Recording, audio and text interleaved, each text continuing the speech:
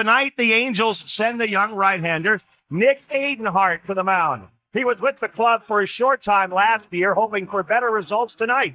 The Angels and A's coming up next.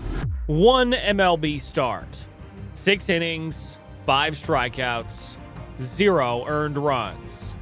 Nick Adenhart threw the best game of his life. 6 hours later, he was dead at 22. Shocking news into SportsCenter. Angels rookie pitcher Nick Adenhart was killed early this morning in a 3-car accident in Southern California.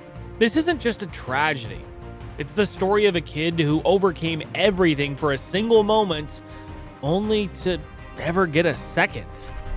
This is the story of Nick Adenhart. Have you ever looked at someone and just known they were destined for greatness? In the early 2000s, if you lived in the small town of Williamsport, Maryland, that person was Nick Adenhart. Williamsport is the kind of place where local baseball isn't just a hobby. It's everything.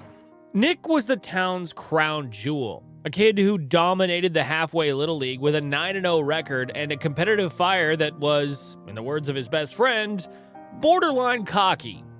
By high school, he wasn't just a local hero. He was a national phenomenon. Scouts from all 30 major league teams were trekking to Maryland to see a teenager who could throw a 94-mile-per-hour fastball and a curveball that Baseball America called devastating. He was the 2003 Gatorade Player of the Year in Maryland, but there was one specific game that defined the early weight of his career.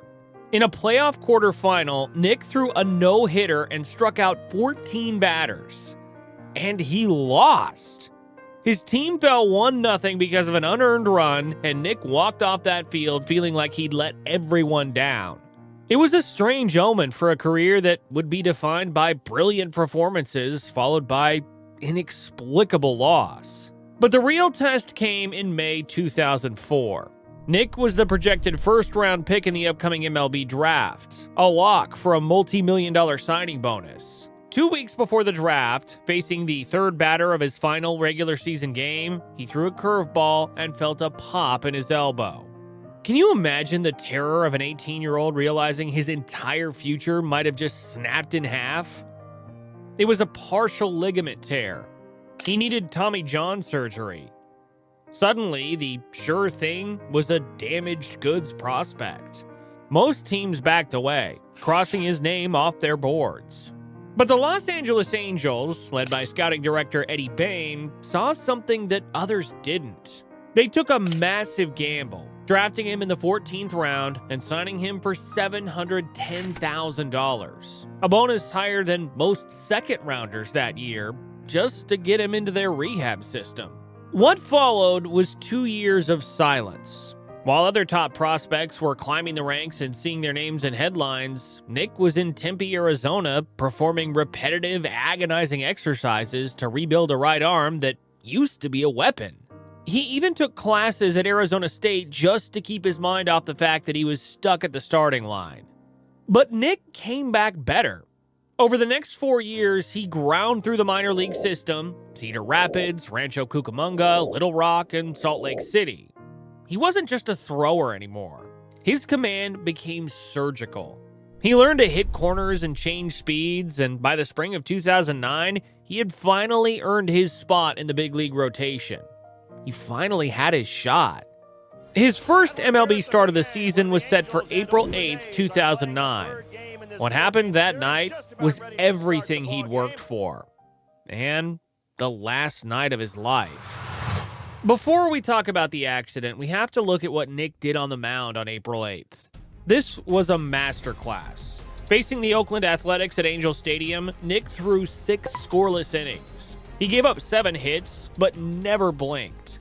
He struck out 5, walked 3, and left the game with a 3-0 lead.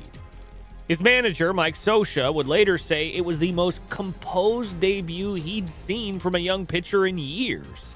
After years of surgery and rehab, the prospect had finally become a major leaguer. After the game, he called his father, Jim, who was in the stands that night. He was laughing. He was elated. He told his dad, "I did it."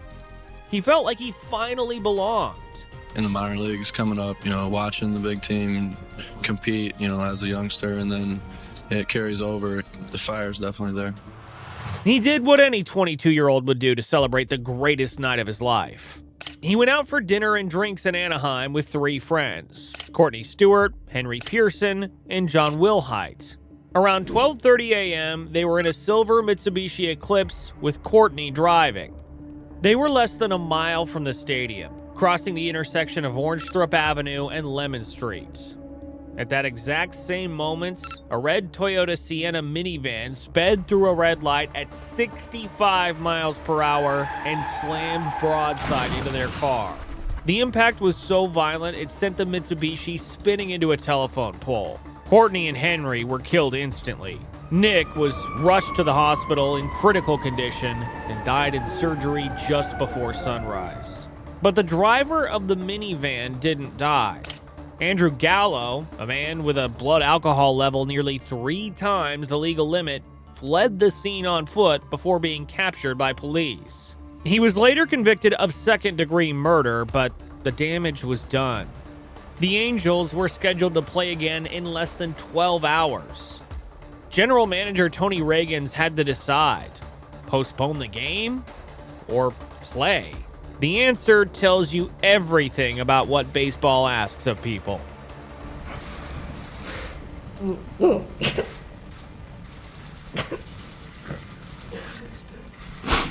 The morning after the crash, the Angels clubhouse was a place of impossible silence. Have you ever been in a room where the air feels too heavy to breathe? That was the atmosphere as players who had been high-fiving Nick the night before were now being told he was gone. The game scheduled for April 9th was postponed, but they couldn't wait forever. On April 10th, they had to put on their uniforms and face the Boston Red Sox. Torrey Hunter, the veteran leader of the team, gave an interview before the game that still haunts Angels fans. He could barely hold it together, explaining that Nick had called him his baseball dad and that he'd been mentoring the kid all spring. Jim Adenhart, Nick's father, actually came into the clubhouse to speak to the players. He thanked them for raising his kid in the minor leagues and told them that Nick would have wanted them to compete. Think about the strength it takes for a father to walk into that room just hours after losing his son. The Angels went out and played. Jared Weaver, one of Nick's closest friends, took the mound. Before he threw his first pitch, he walked to the back of the mound and used his finger to scrawl in the initials NA into the clay. It was a ritual he would repeat for every single one of his next 141 starts. Pops him up into shallow left field, and Abreu makes the catch. The Sox get 2. We go to the bottom of the 8th, 6-3 Angels. The Angels won that game 6-3, playing through a fog of grief. It was one of those games where winning felt wrong to celebrate.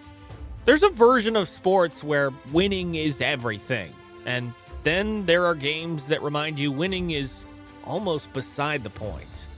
They kept Nick's locker exactly as he left it for the rest of the season, a shrine to the pitcher who is supposed to be there. Santana, ground ball to Figgins. That's it. When the Angels eventually clinched the American League West Division title that year, the celebration was bittersweet. The players brought Nick's jersey out onto the field and doused it in champagne. It was a controversial move given the nature of his death, but to those players, it was the only way to include their teammate in the victory he helped start on April 8th. The drunk driver got 51 years to life in prison. The Angels retired number 34, and his father, who was supposed to watch his son pitch for years, had only a single box score to hold on to. But there's one more thing the MLB record books will never show you, and it's the most important part of Nick's story. What can a single game actually mean? If you look at the stats, Nick Adenhart's career looks like a footnote. 1 win, 0 losses, and 18 innings pitched. But if you go to Williamsport, Maryland, you'll see that his life was about much more than a box score. There's a road named after him. His high school retired his number, And his family created the Nick Adenhart Memorial Foundation, which funds scholarships for kids who demonstrate the same hard work and great teammate qualities Nick was known for. These are the things that happen when a community refuses to let a life be summarized by how it ended. However, we also have to talk about the accountability that often gets lost in the headlines. Nick Adenhart is the famous name, but Courtney Stewart and Henry Pearson also lost their lives that night. Courtney was a student and a cheerleader. Henry was an aspiring sports agent who wanted to help players just like Nick. Their families don't have foundations or retired jersey numbers, but their loss is just as permanent. But there was a fourth person in that car, and his survival is one of the most incredible stories in medical history. John Wilhite was unconscious, but to the first responders, he looked almost uninjured. In reality, he had suffered an injury that is 95% fatal: internal decapitation. Medically known as alantro-occipital dislocation, it means the ligaments connecting his skull to his spine were completely severed. His head was being held on only by skin and muscle. If the paramedics had moved him even a centimeter in the wrong direction while pulling him from the wreck, he would have been paralyzed or dead. Instead, a 30-person surgical team at UCI Medical Center, led by Dr. Nitin Bahida, performed a 5-hour miracle. They used a titanium plate, rods, and screws to reattach John's skull to his spine, literally. John didn't just survive, he eventually walked again, a living testament to the sheer force of that crash.